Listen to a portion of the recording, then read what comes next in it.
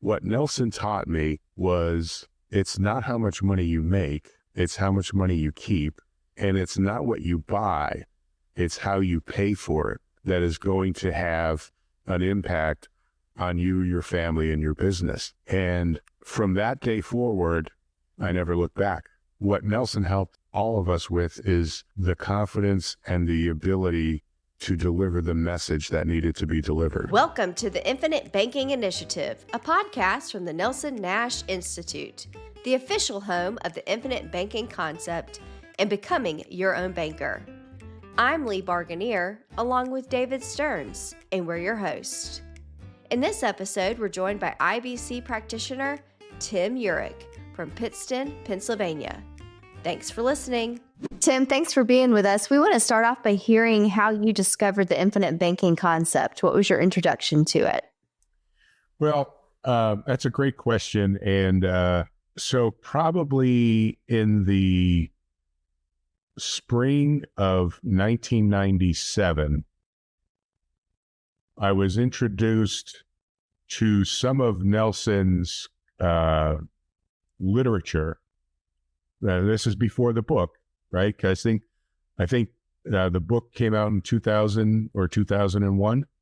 So this is 1997. A friend of mine had gone to a mastermind group, Nelson in Atlanta, and Nelson had presented some information, and he brought, Nelson had what basically was the precursor to chapters in his book where like pamphlets or literature for each chapter, you know, the human condition, equipment financing, the twin sisters, stuff like that. And this guy showed me this, and I was like, this is exactly what I'm looking for. Where do I get it? And he goes, you know, this Nelson Nash, you know, he spoke to our mastermind group in Atlanta, and, you know, check it out. So I'm looking through this stuff, and now this is like really sort of before the internet got to become the internet. And there was really nowhere to find information or to get background information on what Nelson was showing us.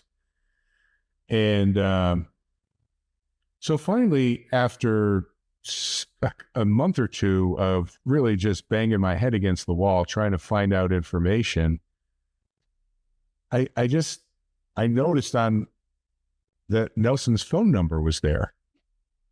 So I called Nelson, and, you know, other folks have had the same experience. First of all, I was shocked that Nelson answered the phone. So when he answered the phone, he would always answer it, Nelson Nash. And I said, is this Nelson Nash? And he said, that's what I said. So that was my first introduction to Nelson. And so basically what happened was I asked him some questions, and he was gracious enough to answer them when he felt I was going off the rails. And he didn't know me too well at that point. We had never met in person. And he'd just say, you know, you're getting hung up on the numbers, which is one of his famous sayings to a lot of us who get hung up on the numbers. And so, you know, a couple of days would go by, and then I would call him back again and ask another level of questions. And again, he would answer them. And this went on for probably a few weeks. And then finally, I just said, you know, Nelson, what would you charge to come up to Wilkes-Barre, Pennsylvania, and teach me and my clients about this concept? And, you know, at the time, he had never done this before, never done an on-site seminar. And at the time, it was $1,500 and plus expenses. But he and Mary drove out. This was in July of 1997. July 17th of 1997 was the day I met Nelson. And it was literally, I know that because I know that date because I've often looked back at that and said that was the day that changed everything for me. Because over the next 2 days, he went through literally his 10-hour seminar, and which again was the precursor to the book. And I'll say this: when he walked in, and there was I think a dozen of us in my conference room, and our conference room wasn't really big. It was fairly good size, but it was tight in there. And the first thing Nelson did is he had a rollerboard with books that he was selling. No. And it wasn't his book. No. Yeah. Okay. It was things like, what have they done to our money? Whatever happened to penny candy? Economics in one word. I'm blanking on some of the others. Henry Hazlitt's Economics in One Lesson and things like that. And I'm thinking, what in the world is this guy selling? Like, is he going to teach us anything, or is he here to sell his books? And of course, once you get into one of Nelson's 10-hour seminars, you're mesmerized. And so that was my first exposure to Nelson. And I want to sort of step back and say this. In 1993, I was 31 years old, and I had been in financial services at that point for 9 years. I was doing pretty well. I was, $1 million round table. I was thinking that I was doing a great job for my clients because I was following conventional wisdom. And I remember it was the Christmas of 1993, and I'm at my parents' house, and we're discussing the good old days, which, the good old days weren't really good for the Yureks growing up. We were talking about the time where we went to pick up my dad's pay. He got paid on Thursday nights, and he would usually come home. My mom would have dinner for him, and then she would get my dad's pay. And then back in the day, you could cash your check at the grocery store. That was how people usually cash their checks. And my mom would go do grocery shopping, and then she would pay the electric bill and the phone bill and the water bill, etc. So that's the way Thursdays were in our house. But every once in a while, my dad was a welder in the anthracite coal industry. And sometimes the owner of the plant, his wife did the books and the payroll. So he would go home at lunch and then bring the checks back on Thursday and pass them out to the guys as they finished their shifts. And but sometimes before he got to the plant, he would stop at a bar, have a few drinks, and sometimes he would stay a little late. And they were the times when my dad wouldn't get his pay when he came home. Now, what was routine for us was my mom would take me, my brother, and my sister. I was the middle of 3 kids, and load us in the car, and we would sit in front of this man's house until he came home from the bar. And then my mom would get my dad's pay, and everything was great. And in 1993, we're talking about the time when we got my dad's pay and our car wouldn't start. So now our car's broken down in front of this guy's house. My brother went to the door, knocked on the door, called my uncle, asked to use the phone, called my uncle, and my uncle came and gave us a ride home because the car wouldn't start. And so fast forward to December of 1993, and I said to my mom, as we're talking about this story, I said, "What were we doing there?" And she said, "Well, waiting to get Daddy's pay." And I said, "Why didn't you wait till the next day?" And I'll never forget the look she shot me. She said, "Honey, we needed that pay, or they were going to turn off the electricity, or they were going to turn off the gas." She said, and this is the line that hit me. She said, "We lived pay to pay." And so now when she said that, it was like a punch in the gut, because now at this point, I'm 31 years old. I'm making 6 to 7 times what my dad ever made in his best year. I have no dependents. I got my own house, but I'm living pay to pay. And I realized then that something had to change. And fortunately, and think about this, I'm in financial services. I'm the top 5% producers in financial services. I'm telling my clients to do exactly what I'm doing, and I'm living pay to pay. And embarrassingly, there were some times where I had to actually ask my dad for a loan to pay my mortgage. And so I was like, this really has to stop. So I figured some things out on my own, and I'm going along fairly well. And then I had this encounter with Nelson. And I say that because what Nelson taught me was, it's not how much money you make, it's how much money you keep.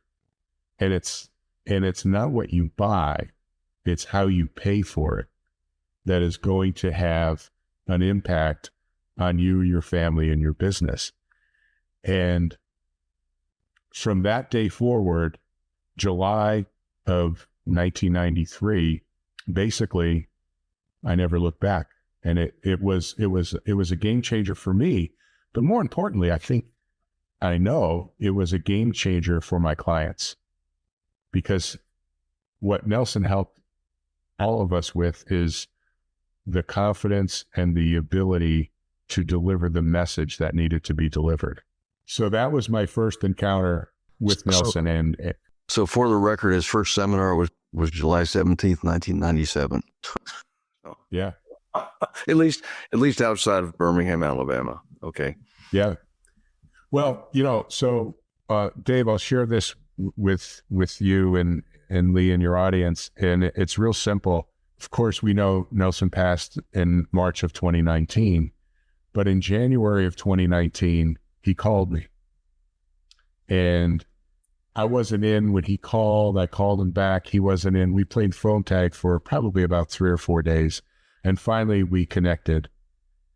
And he said that this was so when he finally got me on the phone, he said, "My Lord, look what we created." And I said, "Excuse me, what we created? What did we create?" And he goes, "This whole concept, this whole community, this whole movement."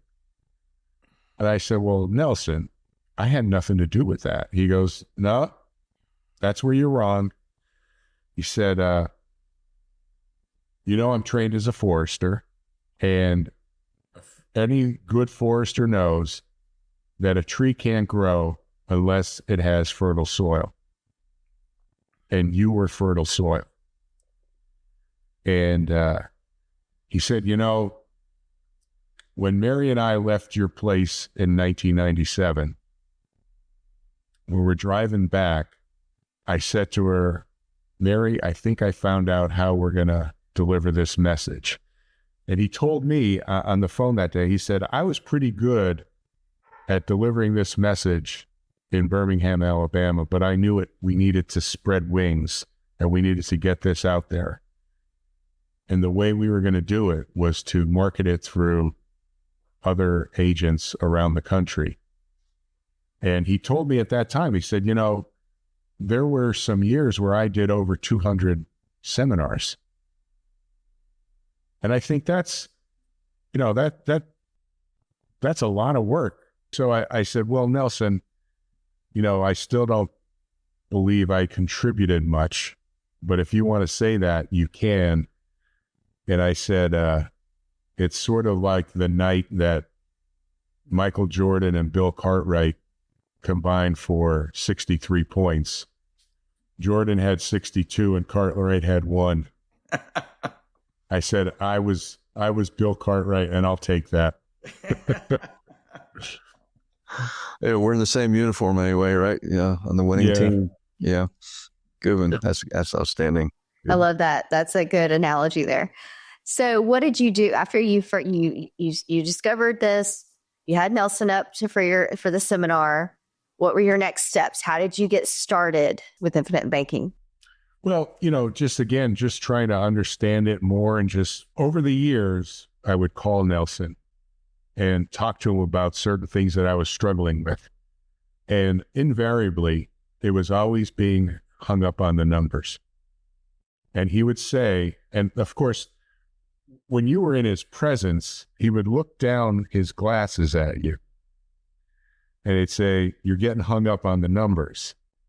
And he was sort of like saying it in a way of sort of like scolding you.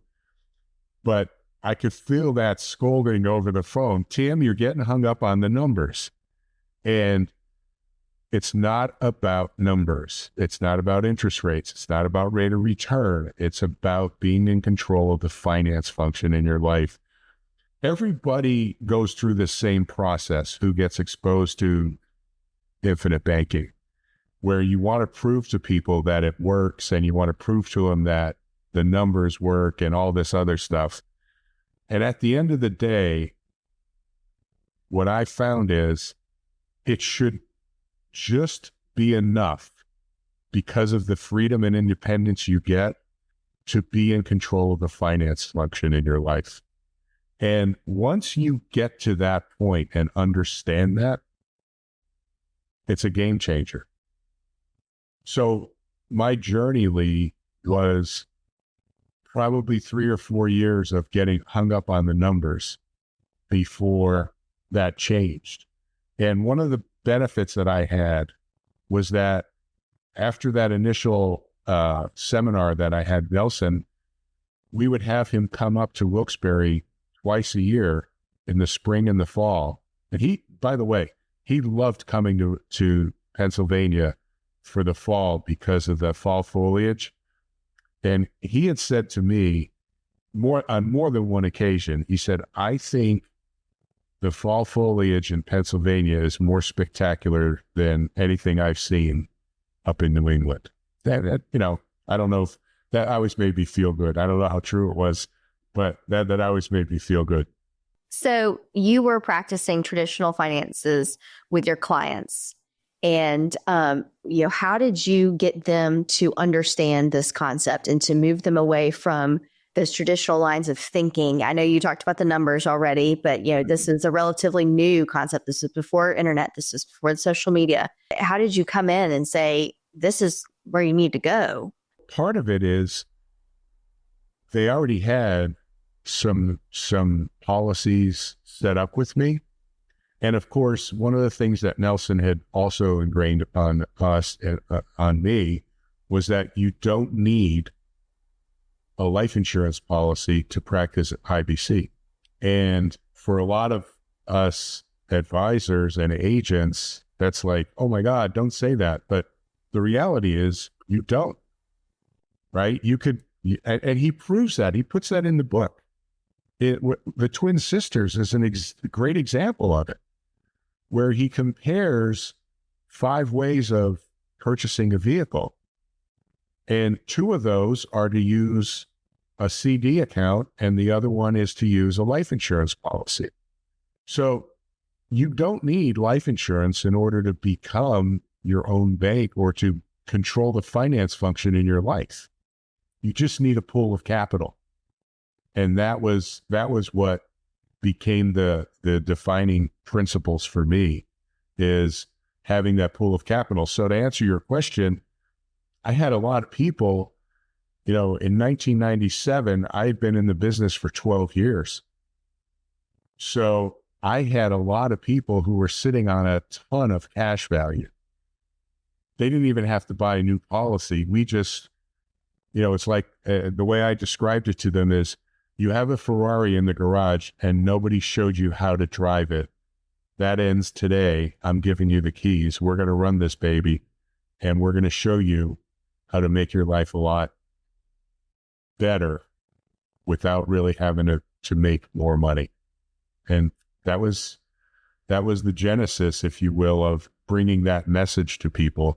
And then as time went by, it was like, hey, Tim, thanks for showing me this. You got to go see my brother-in-law. You got to go see my sister. You got to see this and, see my friend. And, that's how my business started to grow. You talked to us about how you got started and with your clients and how you personally saw the difference this could make. And now today we have social media out there and we have a lot of noise, as Nelson would say, around this. And, how do you debunk some of those arguments against infinite banking concept? These people who say this doesn't work or it's just a scam. What is your rebuttal to that? People could say it doesn't work. My response is, okay, show me the proof that it doesn't work. And then I counter that with, let me explain a situation to you. And this is probably one of my greatest accomplishments. Around the time I had met Nelson, I had a young couple that were recently married, and they came to me and we set up some life insurance policies and we set up some investments for them. And about 2 or 3 years later I met Nelson. So these folks had a couple years of the ability to get some cash value in their policies and to have access to capital. And they called me and said, hey, and they were both working for other employers.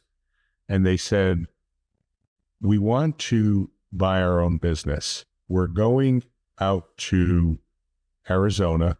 They live in Pennsylvania.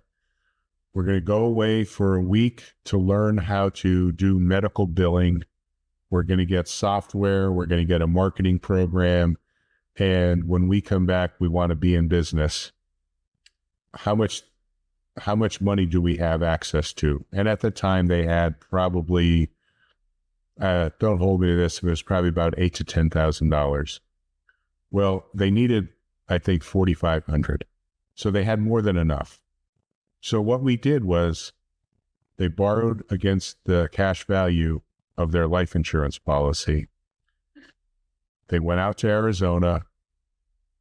They flew from Pennsylvania. They got a hotel for a week. They paid the seminar fee. They bought the software. Everything was great. They came back, and there was even enough money to start marketing their services as a medical billing company. And as fate would have it, they struggled for probably 2 to 3 years where they didn't even make enough money because she quit her job, the wife did, to get this business up and running. Lo and behold, eventually the business started to take hold, and they started to do fairly well.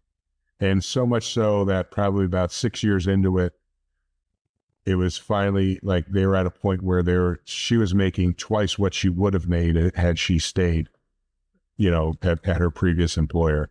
So it justified that. At that point, they had paid the loan back.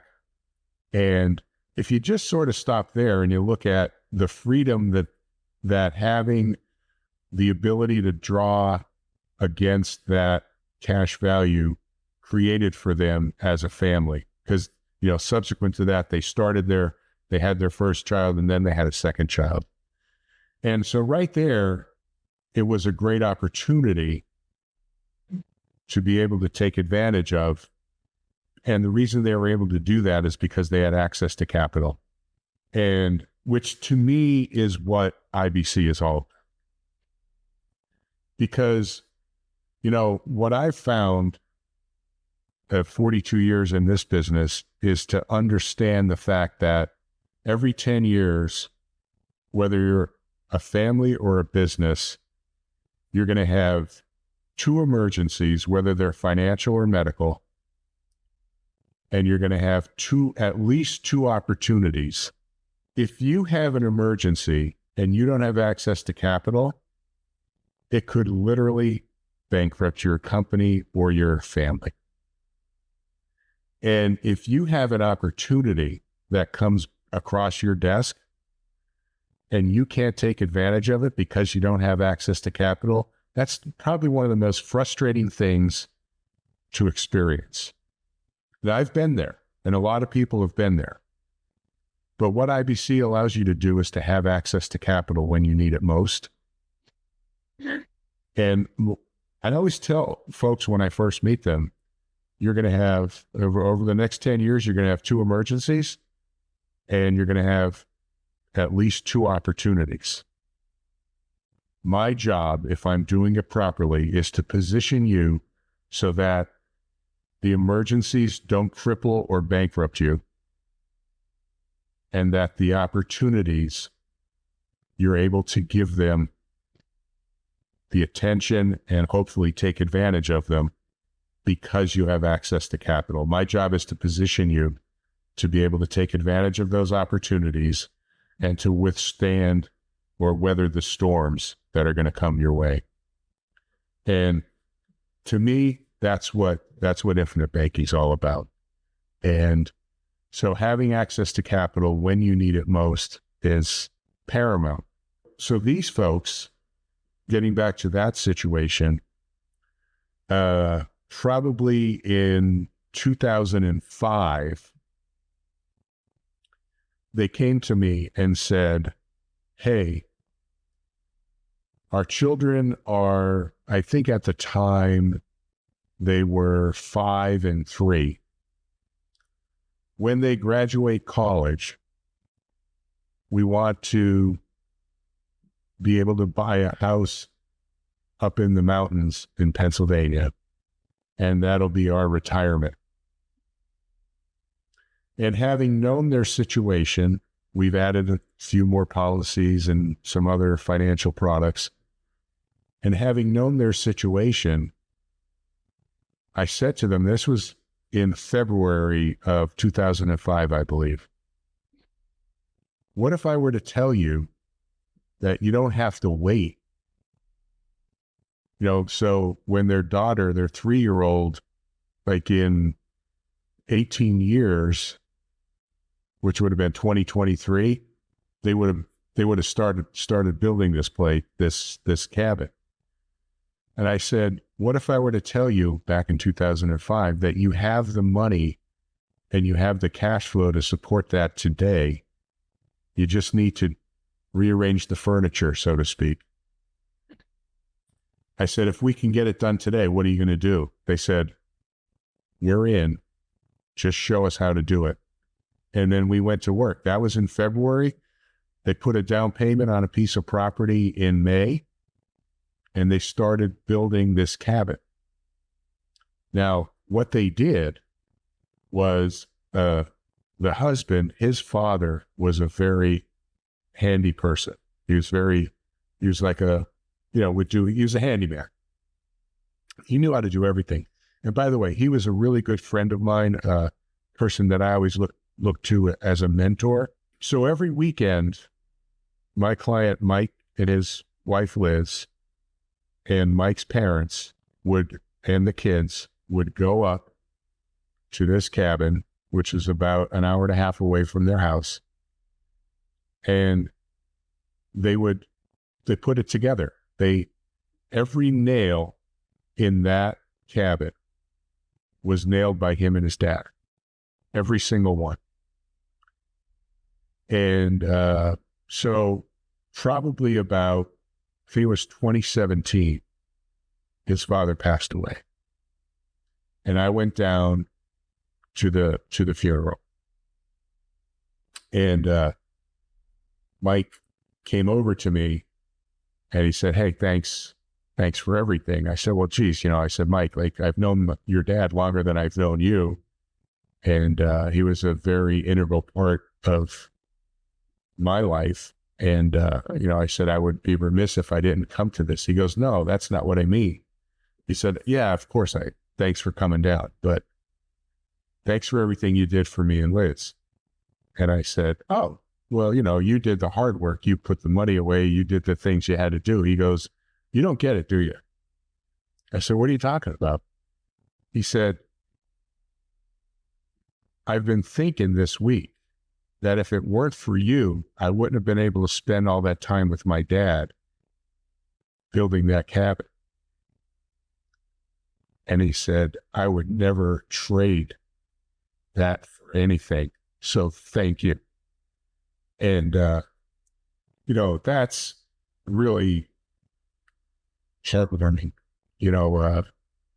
I'm getting a little choked up, but, the reality is that the impact that we have on people is incredible.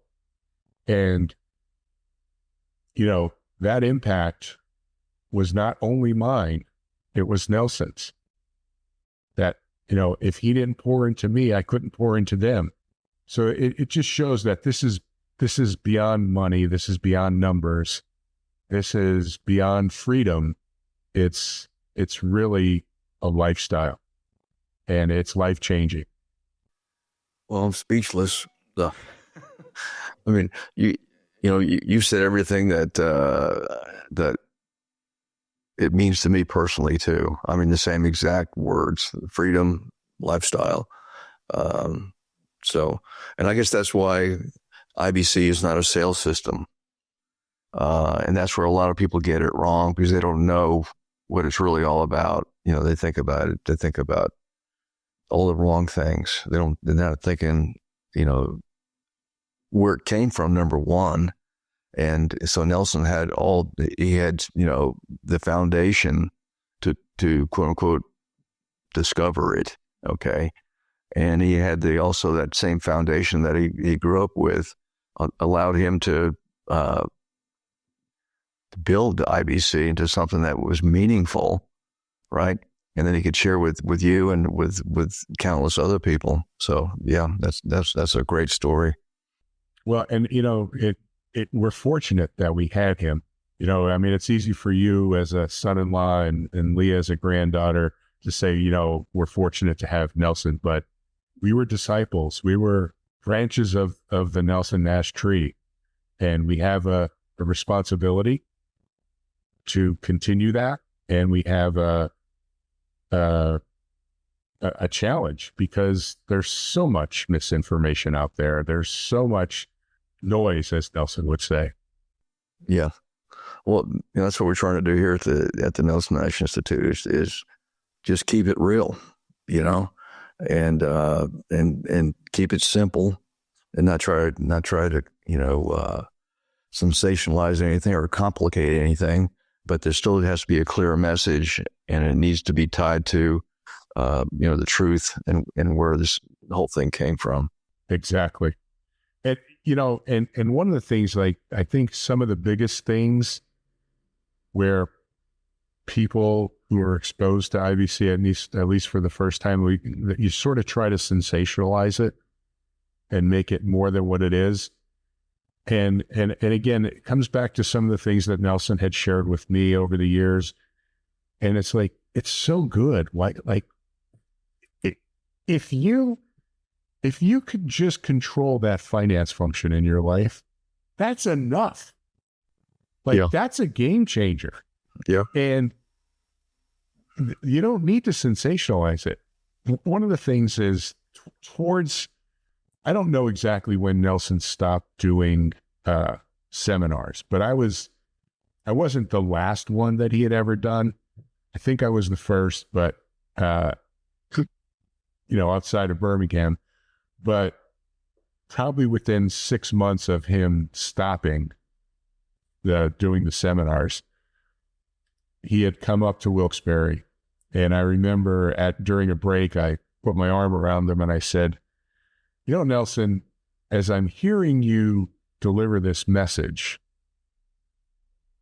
and understanding that this is sort of like, you know, the end of the road as far as you doing these seminars, I said, it occurred to me that what you're sharing with folks today is not any different from what it was in 1997. I said, your message hasn't changed by 3 or 4 words. And he just looked at me and he said, when you have the truth, you don't have to remember what you said. And I'm sure, I don't know that he did this, but I'm sure when he said that, he took a sip of his coffee because...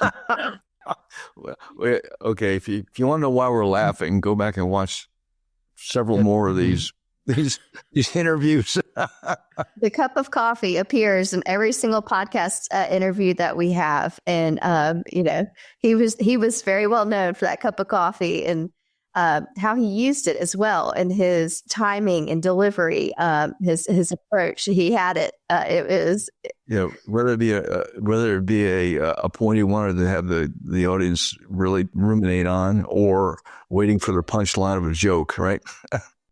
Oh yeah. You know, and it's funny because it took me a few seminars to realize this, that he would take a sip of his coffee for effect. I don't know if it was because he liked coffee or because he just wanted to, you know, hit you with that he would with that point, and then he would take a sip of the coffee. But I remember, I think it was Marty Smith's, one of his first seminars.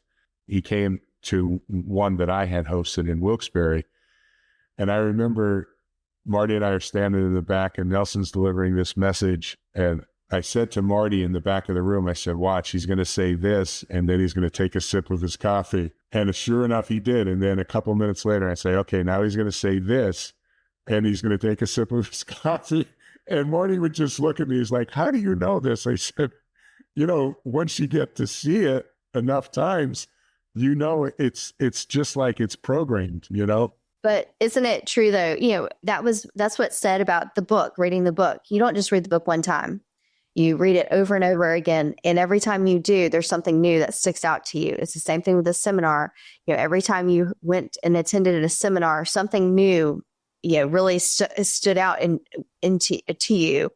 And that's the importance of continuing to read and to listen to the seminar or watch a seminar, because you never know what new is going to come out from that time that you spend with it. Well, that's a great point, Lee. And also keep this in mind.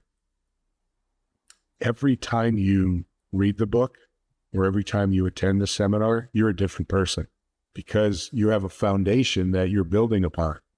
And what you were able to see the first time, there's also things you were unable to see the first time. And then you go back the second time, it's like, oh, okay, I see that now. You see it now because literally Nelson wiped the scales from your eyes.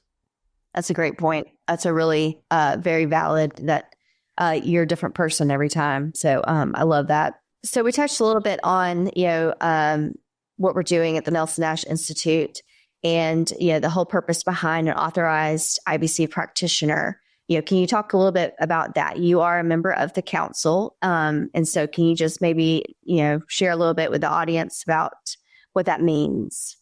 Dave, you were in Denver when we had our the first council meeting.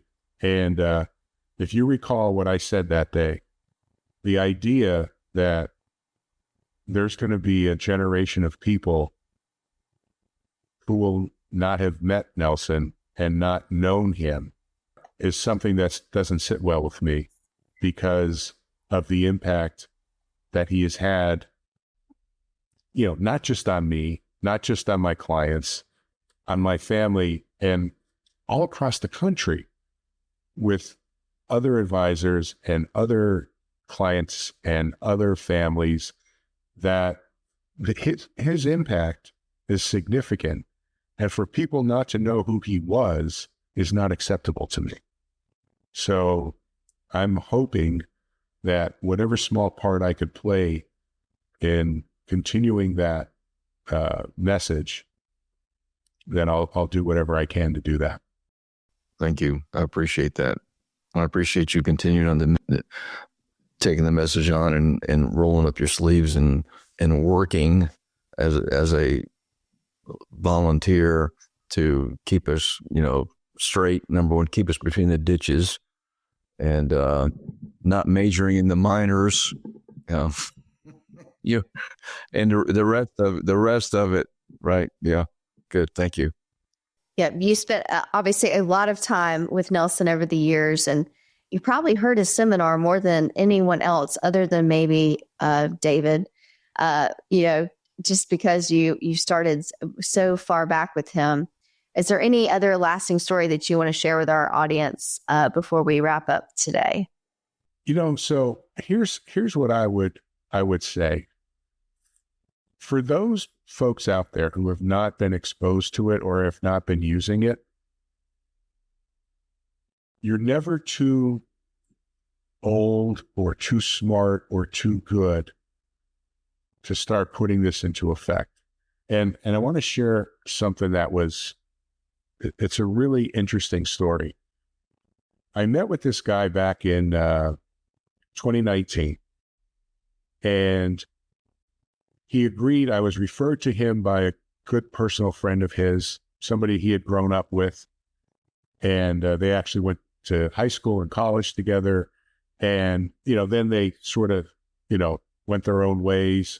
One was starting a business, the other was starting a different business. And, they got married, they had kids, their kids were on different soccer teams, but they hadn't crossed paths in a while.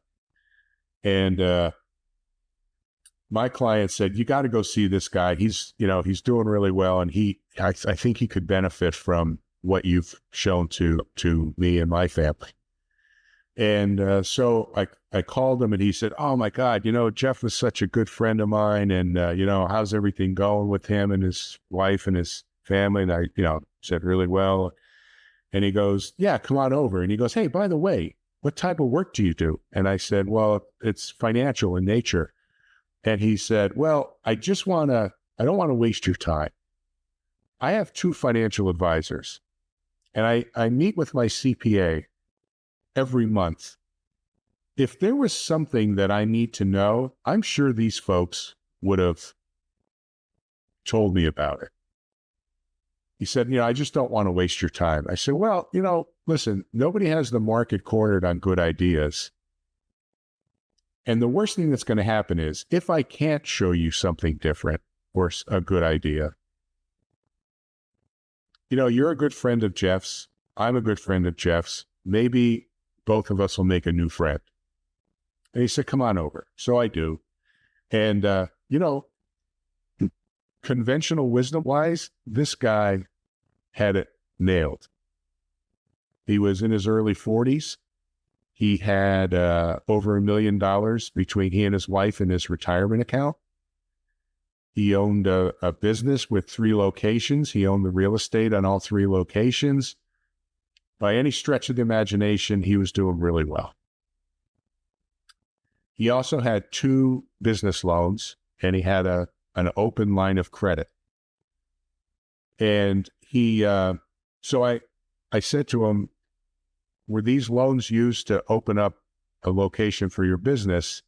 He said, no. He said, I usually pay cash for my inventory and equipment, and I use cash for the down payment on the real estate.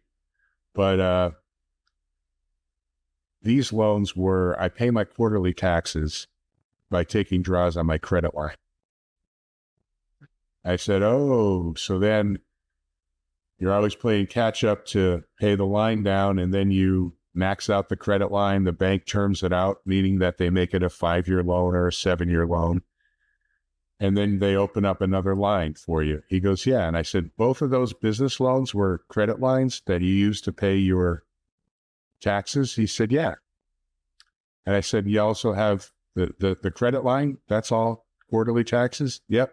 He said, do you mind if I ask you how much income you make? And at the time, he was making $650,000 a year. So my next question was, when you were in college, how much income were you hoping to make? He goes, what do you mean? I said, you're in college. You're dreaming about your future.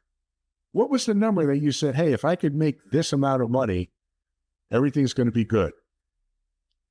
He goes, about 150,000 to 200 grand a year. And this was for effect, but I laughed.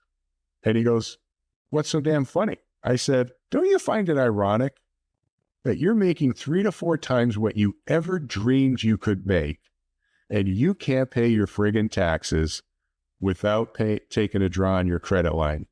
And he sort of took offense, and he goes, well, that's just the way I do it. I said, does that make it right? He said, what would you suggest? I said, here's what I'm suggesting.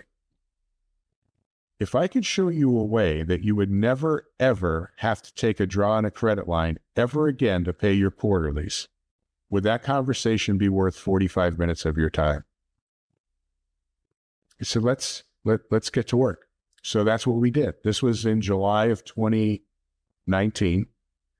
And by the time we went, we got him up to speed and educated on this concept, it was October of 2019. And on July 8th of 2020, I got a text from him. And he said, I just want you to know that I left my CPA's office. We filed our 2019 taxes on extension, and we had enough money set aside that we could pay our 2019 tax obligation. But better yet, I have enough money set aside to pay my September quarterly, my January quarterly, and for what we estimate we think we're going to owe in April for our 2020 tax obligation. Thanks for all you do for me and my family. Now, if we stop right there, that's a pretty good success story, right? And all we did was change how he was paying his taxes. But it's so much better. So let's fast forward to December of 2022. We're sitting in my conference room. It's Friday morning, 7 o'clock. Me, him, and his CPA. The other 2 advisors are gone. It's just me and the CPA. And he has now opened up 4 more locations to his business, all of which he owns the real estate on, all of which is capital intensive. He also purchased a $1.5 million house at the Delaware Shore for him and his family. And each one of those locations, right? He now has 7 locations to his business. They have their own checking account, their own checkbook. And with the stuff we had set up for him with me and those other 7 checking accounts, he's now sitting on $1.8 million of cash on hand. Now, the point is this. He always had the ability to be in that position. He didn't think it was possible, and if he did, he didn't know how to do it. And that's the value that having this knowledge allows us to do, is to have this type of impact on people. Nelson used to say, when you have access to capital, opportunities will find you. It's amazing on a daily basis, the opportunities that this guy is saying no to. Where in the past he would have jumped at them, now he says no to them if they don't meet certain criteria. This guy has literally taken everything that I've been able to teach him, everything that Nelson taught me, and just take it up a notch. And he just really has embraced this concept, and he's positioned himself and his family for such significant success. It's amazing. And I say this because if you don't have an open mind, if you don't think it's possible, you're right. But all of this emanated from being in control of the finance function. And once we taught him that, he was a quick learner, and he just took it to another level. Wow. So he's got, how many policies does he have now? Quite a few. Yeah, I say this because when I first met him, he thought he was overinsured. I think he's rethinking his thinking, right? Exactly. Yeah. Great story to end it on. I appreciate that. Terrific. Well, Tim, thank you again for being with us today. And as we conclude our conversation, I just want to ask you to tell us, what does the infinite banking concept mean? It's freedom and control. I mean, when you could be in control of the finance function, you're in control of your life. I always say this to my clients when I meet them: whoever controls your cash flow controls your life. It's either going to be you or somebody else. Better it be you.